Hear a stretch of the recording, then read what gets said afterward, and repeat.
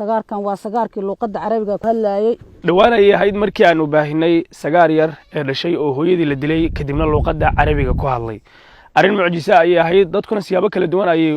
arrintaasi u hadalhayeen haddaba waxaan booqanay xilligan aan gacanta ku hayaa sagaarkii yaraa ee dhashay ee luqadda carabiga ku hadlayay subxaanallah fadlan muuqaalka marka hore la garee haddii aad rabto inaad wax badan ka ogaato sagaarkii yaraa ee dhashay ee luqadda carabiga ku hadlay ilaahayna uu ka dhawaajiyay qaybta commentiska fikirkaaga ama aragtidaada sagaar yar ee markaa dhashay ee luqadda carabiga ku hadlaya ee buweynana uu ka dhawaajiyay waad inagula wadaagi kartaa si sheer gare oo la wadaag saaxiibadaada si arrintan mucjisada ah ee duleedka gurceel ka taagan ay u daawadaan sagaarku wuxuu xilligan ka daba ordayaa hooyo Fahima Cali Xaashi oo ah hooyada qoyskana maamusho sidoo kale waa qofka gacanta ku hayo sagaarkan mucjisada ah ee la arkay isagoo ku hadlaya luqadda carabiga qoyskana gacanta ku haya sagaarkan ayaa degana duleedka degmada Gurceel ee gobolka Galgaduud ee bartamaha Soomaaliya xilligu waa casar liiq oo qorraxdu way sii dhacaysaa waxaana la kulanay dhowr qof oo ka tirsan qoyska xanaaneeya sagaarkan mucjisada ah waxay nooga sheekeeyeen waxyaabaha la yaab kale oo ay ku arkeen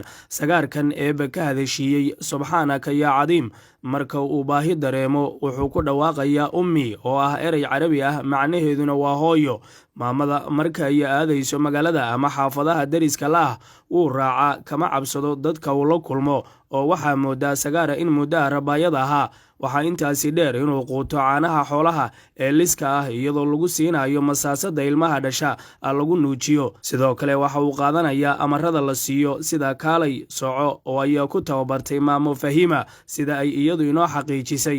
sagaarkan waa sagaarkii luqadda carabiga ku hadlayay markay baahato ayna dhawaaqdaa markay dhergsan tahay way iska seexanee marka baahi waa ka ilaalshay